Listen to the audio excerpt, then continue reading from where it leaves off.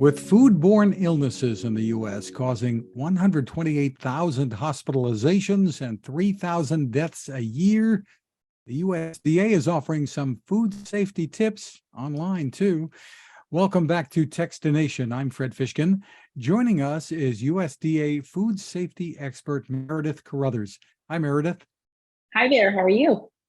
Terrific. Well, feeling pretty good, even after reading the headlines here. While there are many Thanksgiving meal veterans out there, many others are new or not as experienced when it comes to cooking a turkey and the trimmings. And the USDA is here to help, probably valuable even for experienced cooks. And the big concerns have to do with safety. Tell us about it. Yeah, so Thanksgiving is an awesome time for food. I personally absolutely love eating everything that we can make for Thanksgiving. And like you mentioned, it's something that a lot of people have been preparing for a long time, but it's also something that new people are preparing. And, people are preparing a turkey for the first time and, possibly something that they only cook once a year or never have cooked. So lots of different food safety considerations to come with Thanksgiving, most of which come with preparing a turkey. A lot of it also comes from you're just preparing a lot of food, and you're preparing food for people that's going to be sitting out and enjoying food multiple hours, and you're trying to have leftovers. So a lot of that comes into play, and you don't want foodborne illness to crash your Thanksgiving party. You really don't. It's not a fun time for anybody. No. So what are some of the most common mistakes that can lead to illnesses? So a lot of people just, first things first, don't thaw the turkey properly. So a lot of turkeys nowadays that you purchase are frozen or even partially frozen as they're kept at cold temperatures. And people don't always thaw them properly and safely. So a lot of people, traditionally thaw them on the counter because they think that's a great way for it to quickly thaw. Unfortunately, that's not necessarily always safe. Your house is at a temperature where bacteria actually like to multiply rather quickly. As all of us have our houses around, 70 degrees or so, 60 to 70 degrees, bacteria can multiply at those temperatures. So it's not safe to thaw your turkey on the counter or at room temperature. You really want to be thawing your turkey in the refrigerator or, using the cold water method, something that's going to keep it at a safe temperature throughout that time frame. Another thing that people don't do correctly is take the temperature of the turkey, the internal temperature, using a food thermometer. Turkeys come with a pop-up timer a lot of times, and those are really great to use as a guide for when your turkey's getting close to being done. But a food thermometer is the only way to tell for sure if a turkey has reached a safe internal temperature, which means all of that foodborne illness bacteria has been killed.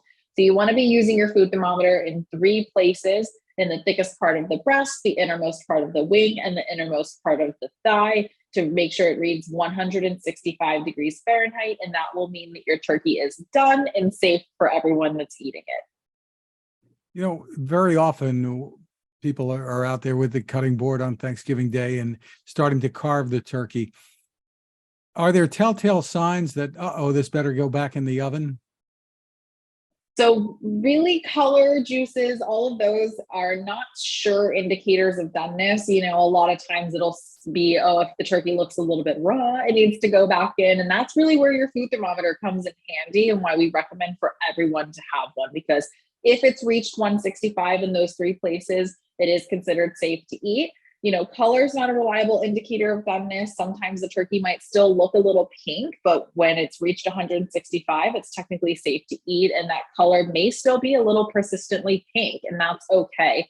The temperature is really what matters the most. But if you don't have a thermometer and you are still seeing some of those signs, like it looks raw still or anything like that, you definitely want to pop it back in. Again, a food thermometer is the best way to tell, but if you don't have one, you want to be cooking it, almost overcooking it to make sure you have really cooked it thoroughly, because people can get sick with an undercooked turkey. What about things like washing the turkey before you put it in the oven? Is that necessary, or what should people know? And is there a safe way to do it? You're going to put it in the sink, and then you've got all kinds of other things around the area. Right. So washing poultry can be a food safety risk. That comes from the fact that when you're washing it, you're actually removing some of that bacteria on it, which spreads into your sink, could potentially splash onto the countertops and whatnot. And if you don't properly clean and sanitize that area, your sink, your countertops, etc., after you've washed that raw poultry, and then you start to go preparing other things like, a salad, or you're washing your greens in there, or you're putting other dishes and things, that can cross-contaminate harmful bacteria onto those foods that might not be cooked later on. And that can, get people sick if they then eat that. So it's just more of a risk. It's not necessary to make the poultry safe. It's not necessary to make the turkey safe to eat. Really, that's going to come from cooking it fully to a safe internal temperature and handling it properly otherwise. But, a lot of people do rinse their poultry. It's understandable.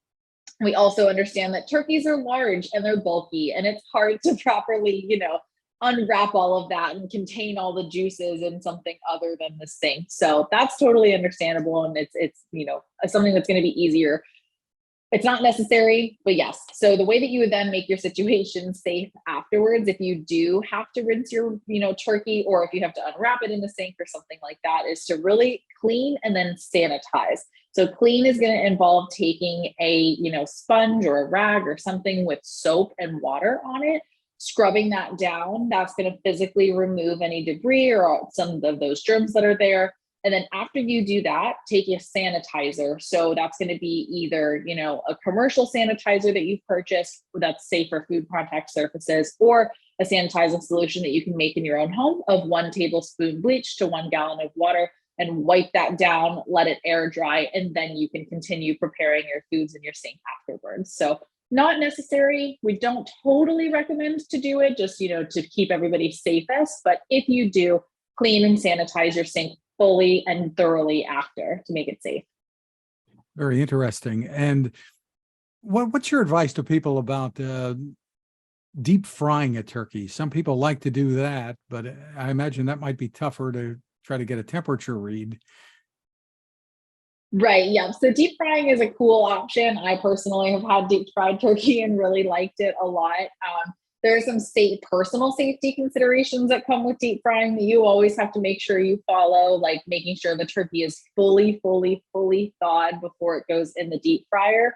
If you put a turkey with any kind of ice crystals into the deep fry oil, it'll vaporize and turn into steam and cause it to bubble over, and that can create burns and other injuries. So that's something to keep in mind. But otherwise, for a safe internal temperature, making sure it's done. It can be done safely by, when you fully pull out the turkey from the fryer bin, let it, kind of drip for a few minutes, and then you can use the thermometer to take temperature that way. But even if you're deep frying, if you're air frying, deep frying, roasting in the oven, putting pieces in a slow cooker, anything that you're doing to cook your turkey, we do recommend using that food thermometer to make sure it gets to 165, and then it's safe to eat.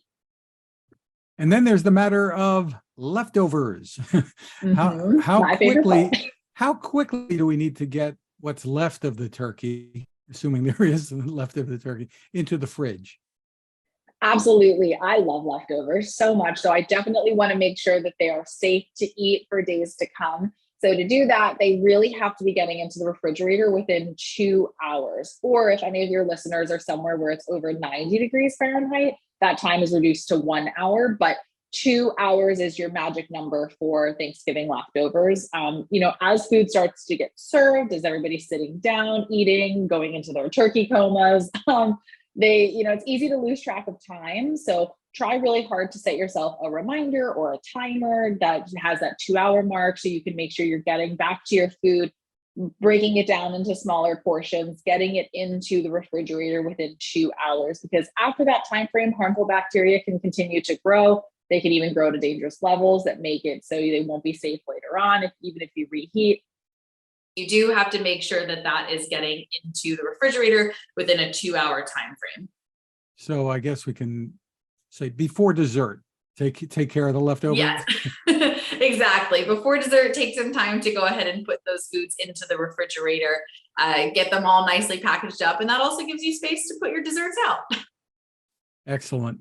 Is there a place people can go to for more information on all of this? Absolutely. So we have a ton of information on our website, www.fsis.usda.gov. We have lots of fact sheets and resources specifically about Thanksgiving and turkey and preparing your holiday meal safely. We also have a meat and poultry hotline, which has live food safety experts like myself available to answer any of your questions We're even open on Thanksgiving Day, which is great as a resource to be able to call us if you're having any panic or any, questions that you need answered, debates from your family you need settled on what to do. We're open on Thanksgiving, and we're also open the day after, as well as Monday and all next week after that. So if you have any leftovers questions, give us a call. You can call us at 1-888-MP-HOTLINE, so easy to remember, or that's 1-888-674-6854. You can email us at mphotline@usda.gov or live chat with us at ask.usda.gov. Now, do you actually participate in answering the phones? So this year I'm not. It's my first year off in like 4 years, but previously the past like 4 years I worked on Thanksgiving Day with the hotline team, and it's just a very rewarding day knowing that you're helping people who are in a panic about preparing a meal that they're not used to preparing very often. Terrific. Yeah, I dropped it on the floor. Should I wash it? What should I do? Yeah, exactly. My turkey's not thawed yet, so how do I make this turkey by dinner time? That type of stuff. Terrific. Well, thank you so much, Meredith Carruthers. Have a wonderful holiday, and thanks for spending time with us. Thanks. Of course. Thanks so much for having me. Happy Thanksgiving.